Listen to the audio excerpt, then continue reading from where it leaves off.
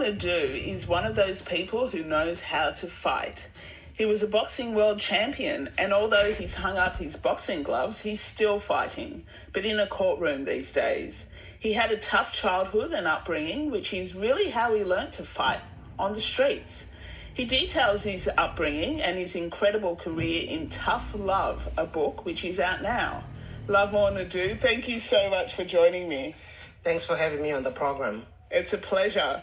So, first of all, I'm not saying your name correctly, am I? That's correct. You're butchering my name. I'm butchering your name. Just like every other Australian. I feel terrible about that. So please correct me. How do I say it properly? The proper pronunciation is Ndou.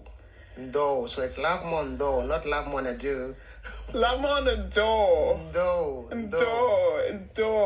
Okay, I'm going to have to work on that. Yes. Say it for me one more time. Okay, Ndou. So what you need to do is your tongue has to touch, your upper gum, and you have to roll the tongue when you say it. Ndou. Ndou. That's close. Close. I think close is as far as I'm going to get, I'm afraid. I can't believe it. All this time, I thought that's how you pronounce your name, because you've been on our television screens, you've been in our boxing rings, and that's how everybody's been saying your name. But like me, they've been butchering it. This is terrible. It all started with the Fox Sports commentators. They couldn't get my name right. They just started calling me Lovemore Ndou. I ended up calling myself Ndou. So my kids think they're Ndous. Every time I try and correct them, they say, "No, Dad, you're trying to change our name." Oh, that's great. Oh, well, what can we say? The Australian tongue, it's really hard to get your tongue around certain words, isn't it? It is. Look, my language, it's called the Venda language, because I come from the Venda tribe. It's one of the most, complicated languages to speak. Somebody once joked, with me, said, the Venda children, they can't talk up until they can walk. I am not surprised. Well, you're joining me for Musically Me, which is where we get to find out a little bit about you through the music you listen to. Yes. And I'm excited about your playlist. I mean, this is a great playlist. I really enjoyed listening to all of these songs. Some of them I was familiar with already, but there were maybe one or two that I thought, that's new to me. But the first one, which I am familiar with, you've chosen a song by Sam Cooke. Now, he's often referred to as the King of Soul. Yes. Yeah, so the song is called A Change Is Gonna Come. Now, what does this song mean to you? This song gave me hope. When I was growing up in South Africa, during apartheid, it gave me hope that, someday a change was going to come in South Africa and we will all be united, and have a democratic South Africa. So tell me a little bit about your childhood. So you write about your childhood in Tough Love, which is your new book, which is out now. Tell me about what it was like growing up in South Africa. And you were born there, so, you've had quite a history there. Tell me what that was like. Look, it was tough. I was born, during the apartheid era, where as a black man in my own country, I was treated as a savage. As a subspecies, I was treated worse than, a dog. That's the best way to put it. But apart from that, I came from a very, very poor family. And when I say poor, I mean to an extent that, sometimes we'll go by, a night or 2 nights without a meal. We lived in a shack, there were 7 siblings, including 2 parents. So there was 9 of us in a little 2-bedroom, shack. We slept on the floor, I didn't start school till I was 9, and when I started school, I had to find a job, to pay for my school fees, and, my school uniform. So you were working at the age of 9? Yes. I would finish school and then I would go, clean up other people's gardens or houses or just tend on their gardens or, clean up, wash their cars and stuff so I can make money.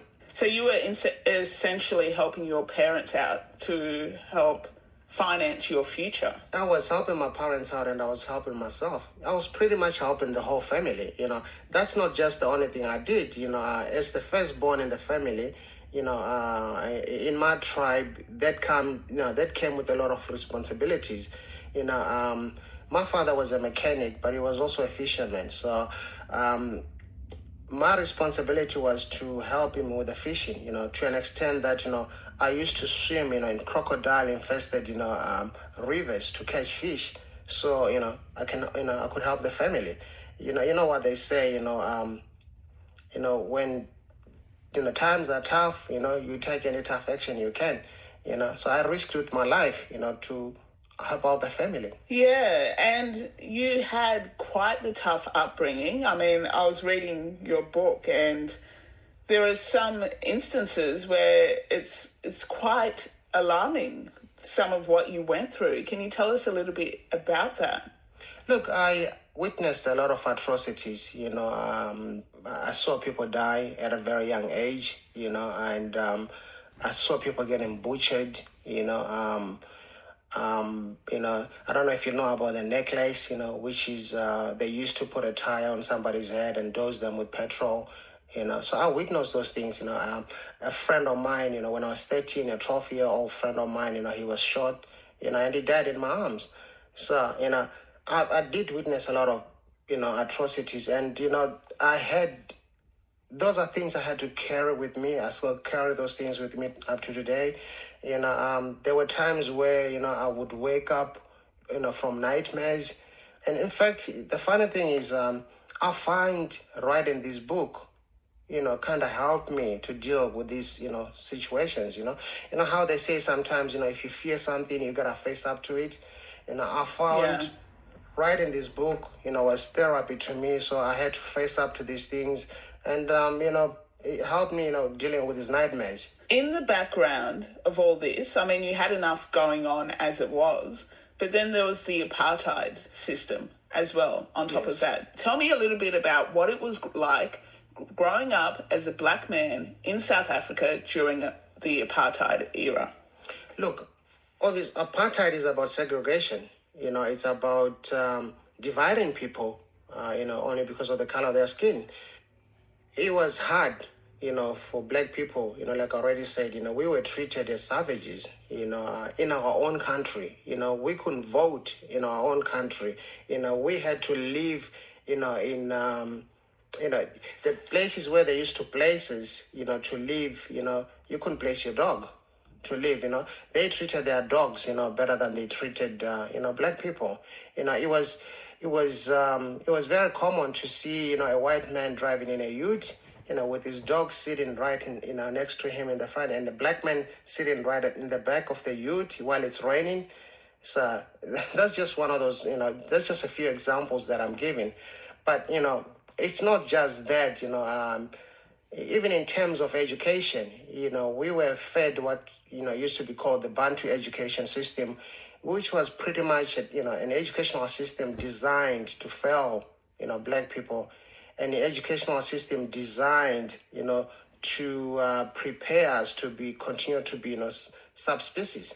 I guess one of the things they say about apartheid and oppression and that sort of thing is that sometimes it filters down to the oppressed. You yourself feel like you're worth nothing. Did you have moments like that yourself? Oh, yes, I did. You will feel you are nothing if you can't vote in your own country. If you're not allowed to get on a certain bus because you're black, or you can't walk into a certain restaurant, you can't use a certain toilet, you can't sit at a certain park because you're black, obviously, that just makes you feel like you're worth nothing. That brings us to your song, So A Change Is Gonna Come. Now that song, it's filled with hope, even the title. What does it mean to you? You just mentioned it. It gave me hope. It gave me hope, and you know what? And a change did come at the end. Nelson Mandela brought change. So every time I listened to that song when I was growing up, it just kept on giving me hope. This is Sam Cooke with A Change Is Gonna Come. You're on ABC Radio. Sam Cooke there, A Change Is Gonna Come. You're on ABC Radio. I'm with Lovemore Ndou, a.k.a. Ndou. That's right. And he is a world champion boxer turned lawyer. He's joining me on Musically Me. We're hearing some of his favourite songs. That was one of them. Now, we only touched the surface on our discussion about apartheid. Yes. Didn't we? Yes, we did. Look, I often tell people, that, apartheid is a problem of the whole world. Just because it's not legislated doesn't mean it doesn't exist. Bill Clinton once said, we all have a bit of apartheid in us. And I believe that, because if you look at someone and say, I don't like that guy only because he's Asian or he's black, or you don't like someone because they're female or they're gay, that's a form of apartheid. So apartheid is a problem of the world, Australia included. Australia included. I mean, what examples have you seen here in Australia of apartheid? Look, I've encountered situations, where that amounts to apartheid. But having said that, I'm not going to draw a conclusion that Australia is a racist country. No, but we do have some bad apples as well. I'll give you an example, when I first became a lawyer, I recall I would walk into a courtroom, I would go sit at the bench, and the court officer would walk up to me and ask me if I was a lawyer, but wouldn't ask other white lawyers. Okay? To me, that's a form of apartheid. Sometimes they would tell me, oh, no, this is for lawyers. So just because I'm black, I couldn't be a lawyer? Now, that used to piss me off really bad in the beginning. But eventually I thought to myself, I need to find a way to deal with this, So one day I walked back into the courtroom, court officer walks up to me, says to me, are you a lawyer? I looked at her, smiled, said, yes, a damn good one, sexy as F. And she laughed about it. She remembered me, So that's a situation one, you could say that incident amounts to, apartheid. But you can't, I'm not going to say Australia is a, racist country because somebody, made that comment to me. There was another situation, another incident where, I was dating a white Australian, Lauren Eagle, everybody knows them. So we were walking one day, we went for a walk. Now, we stopped near traffic lights, just next to the police station. These two guys, Caucasian guys, in a car, they stopped next to us. And then one of them decides he's going to be, a smart ass, shouts at us, hey, Tupac. So, we decided to ignore them. Then he goes, hey, Tupac and your B, So we ignored them. And then he thought, he would take it further. He said, hey, Tupac's B, you like big black C. Now, that really pissed me off. So I turned around and I looked at him. I said, so does your mother. They then jumped out of the car. They were going to attack me. Now, I stood up. I wasn't going to run. I was going to face them, So Lauren runs to the police station that was just next door, tells the police that there are two guys attacking my boyfriend. Okay? Now, 6 cops come out running. Okay? Now, I think I already know the conclusion to this story. I bet you that the cops thought you were one of the attackers, right? Who did they grab? They grabbed you. Me, and even the two, the two guys were just standing there and looking and wondering what's going on. It wasn't up until, Lauren said to them, no, you idiots, it's those idiots there, attacking my boyfriend. Now, how did that make me feel? It just reminded me of the situation in South Africa. Just because I was black, that, to me, that incident is, racial, profiling. But would I draw a conclusion that Australia is racist because of that? No. You just had a few dumb cops who, obviously, it was racial profiling, but not the rest of Australia is not like that. Australia is a country is a multicultural country, which, allows, and invites, accommodates a lot of different people from different nations. So it's a beautiful country. But there are some bad apples there, which is why I say apartheid is a problem of the world. Just because it's not legislated doesn't mean it doesn't exist. And in terms of that, I mean, it's different for everybody, isn't it? People experience different levels of racism, even based on where they're from. I mean, you actually, as part of your practice, support Indigenous Australians by working pro bono for many of them who require assistance. Why is that? Well, for a number of reasons, but the main reason is I see a lot of similarities between, Indigenous people and and myself. There are more Indigenous people, incarcerated in Australia, and and this also, comes back to this issue about, the Black Lives Matter movement, which I'm a big supporter. And I need to straighten something out. People often think, when we say Black Lives Matter, we mean other lives don't matter. No, that's wrong. All lives matter. But in the context of people dying in custody, or, whether it's whether they're in custody or whether it's just at the moment when they get arrested by the police, it's mostly black people, So all lives matter. But in the context of people dying in custody, Black Lives Matter. I guess the way I put it is, and many other people, is all lives don't matter until Black Lives Matter. How can you say all lives matter when Black lives don't matter, right? That's correct. Because we're part of all lives, aren't we? That's correct. So all lives don't matter until Black Lives Matter. Now, your next song is an anti-apartheid song by a racially integrated band. Now, can you tell me a bit about this one? Now, Johnny Clegg and Savuka, Johnny Clegg, they used to call him the White Zulu. He gave us hope, to see black people and white people, integrated and working together, producing, great songs, the next song you are going to play, which pretty much talks about Nelson Mandela. It gave us hope, just like the previous song you played. This song also gave us hope. The message behind the song is, we didn't see where Mandela was, but at the end we found out what he was doing. He was in that prison. He was working miracles, fighting for our freedom. Yeah, the former South African president, Nelson Mandela, you're talking about, who most people would have heard of. It would be funny if they hadn't. So he was actually in prison on Robben Island when the song came out. And you're right, he was working behind the scenes. Let's hear a little bit of the song. So it's called Asimbo Nanga. Okay, how about I let you say it? It's called Asimbo Nanga. So we didn't see him. Yeah. That's what it translates to. That's what it translates to, yes. Okay. So here it is by Johnny Clegg and Savuka. This is ABC Radio with Manyo Bobo. I'm with former world champion boxer turned lawyer, Lovemore Ndou.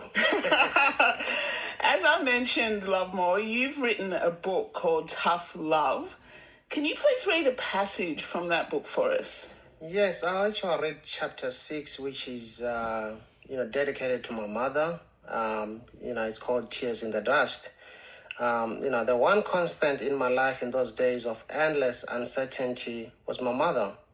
She was my closest, confidant and supporter, although she could never bring herself to attend any of my fights for fear of seeing me badly beaten or worse. She would wake me up at 5 a.m. each morning for my morning run. When I returned, she had prepared warm water for me to bath in before I went to school. We had no electricity, so it meant she had to make a wood fire and boil water for me while I was out jogging. She never wavered from the routine, even as the heart condition she had been diagnosed with 3 years earlier began to slowly suffocate her life force.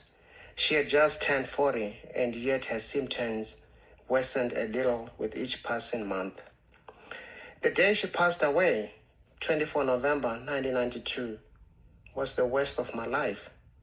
How can you ever truly prepare for the day when your mother, the very essence of your own existence, is taken from you. She was the foundation of my life, my inspiration and motivation.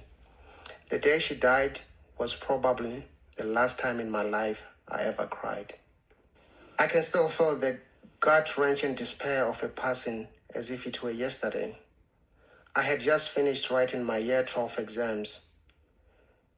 My brother Arok and I went to visit her in the hospital in the morning. She wasn't herself, but put on a brave face. She pulled me close, looked me in the eyes, and said, "Never forget to chase your dreams. You will make me proud." And did you make her proud? I believe I did. Yeah. I've always carried those words with me wherever I went. Each time I stepped into the ring, that's the first thing that I remembered. Each time I sat down to write an exam, that's the first thing I remembered. You will make me proud. And I believe I've made my mom proud. I believe you would have as well. Now, you spoke quite tenderly about her just then, and you mentioned that she didn't like going to see you fight. Nah, she wouldn't. She wouldn't come watch me fight, but she supported me in any way she could. She would save the little money she had and, use it to buy me boxing boots, any boxing equipment that I needed, and even cover transportation to travel, to boxing tournaments. But she could never watch me fight. So tell me about the beginning of your career, how you got into boxing in the first place. It's a funny story. Look, when I was growing up in South Africa, I knew, I always felt that, sports was going to be my ticket out of poverty or a ticket out of, apartheid South Africa. So I tried all kinds of sports, and I was good at soccer. But I had a problem, I had an issue, anger issue. I was just a very, very angry young man. And I think it all boiled down to the environment that I grew up in, having to deal with apartheid and the poverty just made me angry. So I was just angry.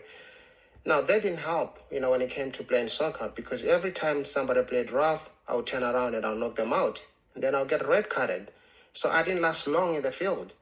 On one occasion, it happened. I knocked this kid out, and I got, they got a security guard, to escort me out of the field. And he said to me, "Kid, I watch you all the time. Soccer is not for you. You don't last long in the field. Maybe you should come out and try boxing." I thought, well, I got nothing to lose. So I went to the boxing gym the next day.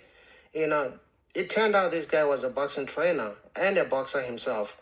So, and I remember the first thing he said to me, he said, "Lovemore, we got to work on your anger." I didn't believe him at first. I thought, nah, this is boxing, this is fighting. You need to be angry to fight, but I was wrong, because boxing is like playing a game of chess, it's scientific. You need to be thinking straight, and you can't really think straight, when you're angry.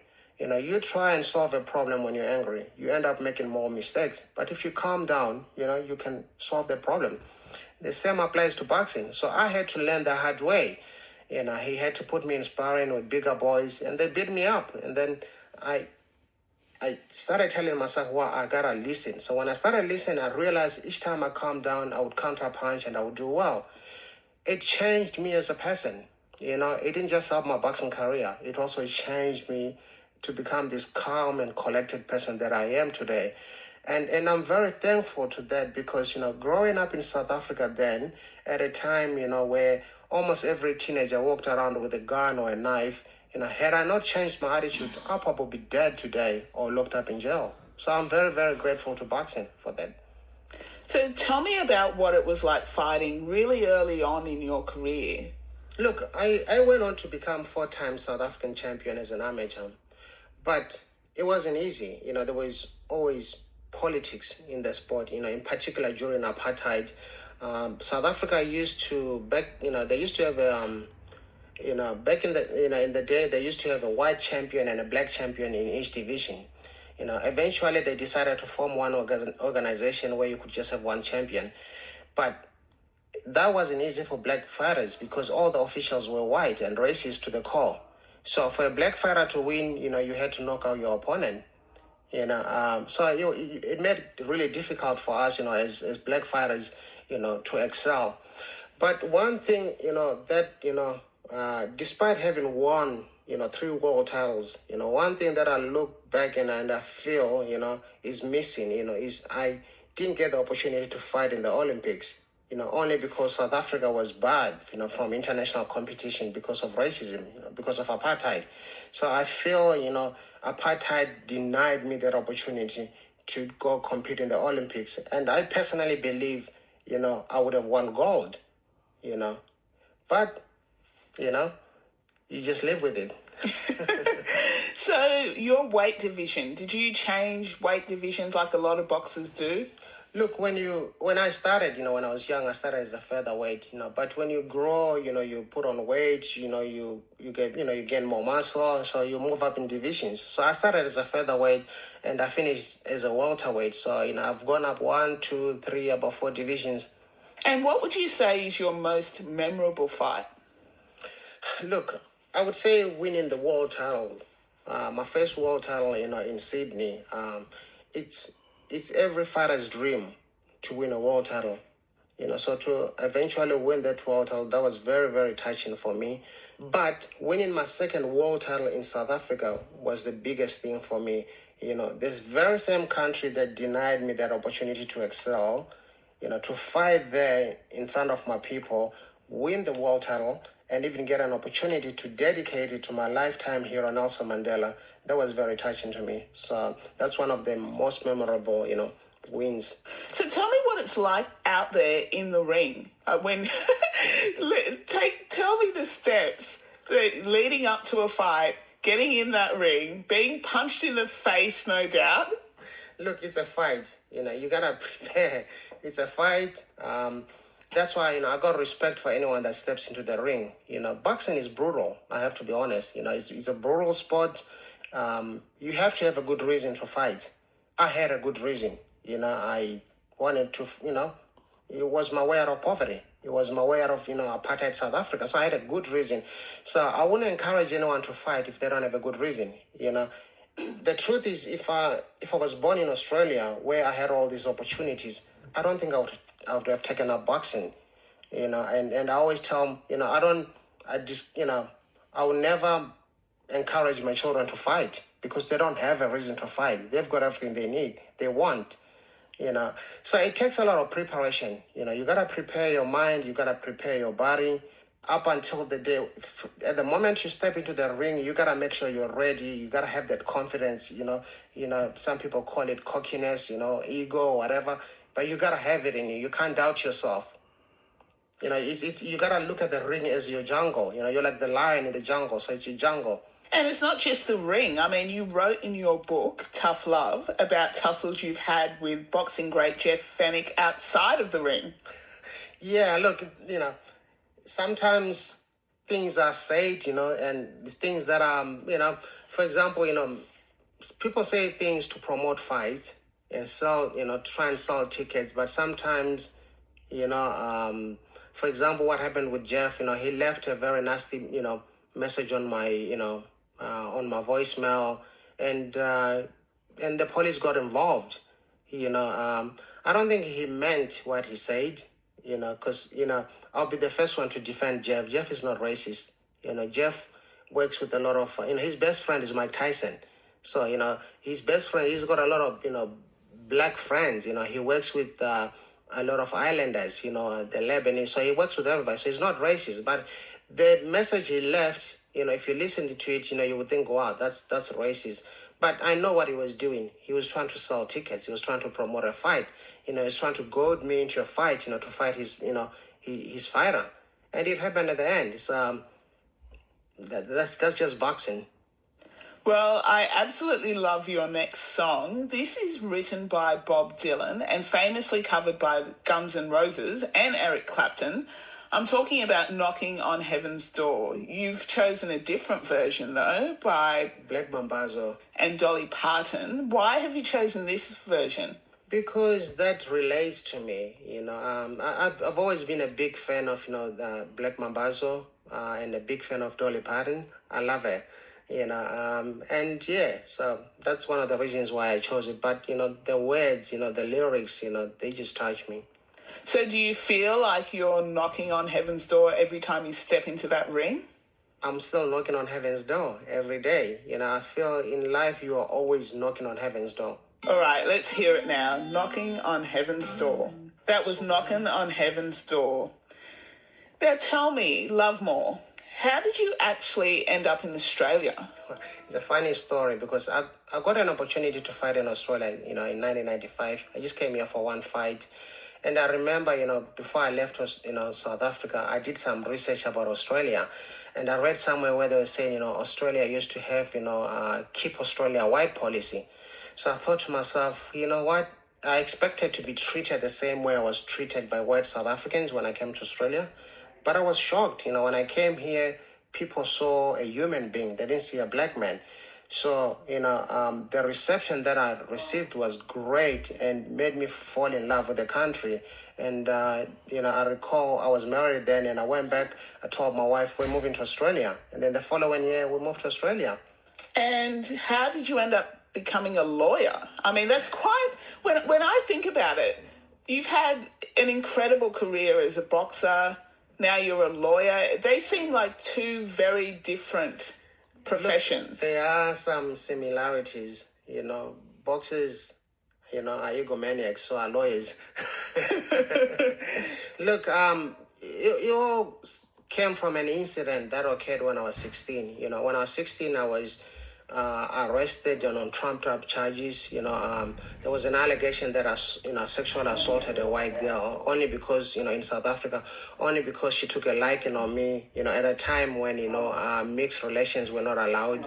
So I ended up getting incarcerated for 90 days with no charge. And then on the last day, after 90 days, I got dragged to a court before a magistrate. And then I was hit up with stealing. Apparently, I stole something from a supermarket. Then I was sentenced to 6 cards. So the police had to, beat me up, lash me out. So when they were beating me up, they kept referring to me as a kafir, kafir, which was a very, very derogatory term.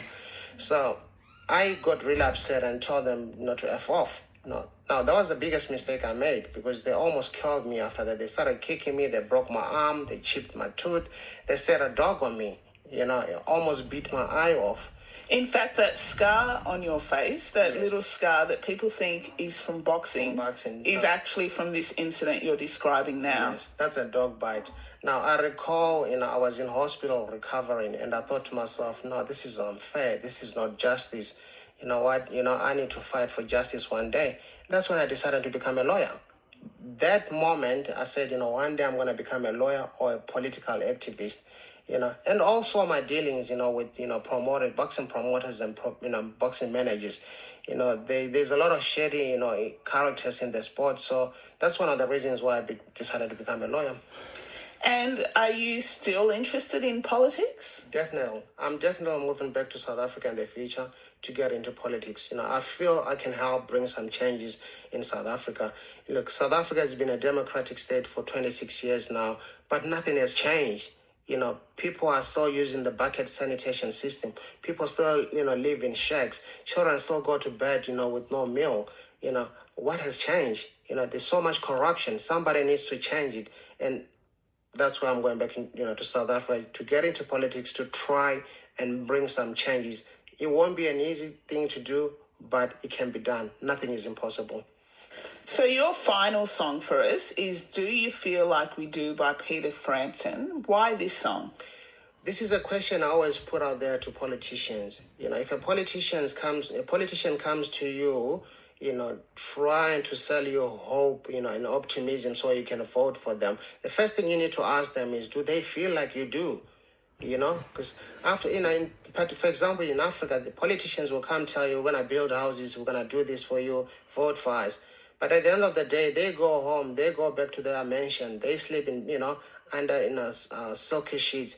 You have to crawl back into your little shack, They go home, they have a beautiful meal. You have to go feed on leftovers with your children. So do they feel like you do? This is Do You Feel Like We Do by Peter Frampton. That was Do You Feel Like We Do by Peter Frampton. You're on ABC Radio. I'm Manyo Bobo. My guest has been Lovemore Ndou. He kindly joined me for Musically Me. It's been great having you, Lovemore. Thank you so much. Thank you for having me on the program. It's been a pleasure. It's been an absolute pleasure. The pleasure has been all ours. Musically Me.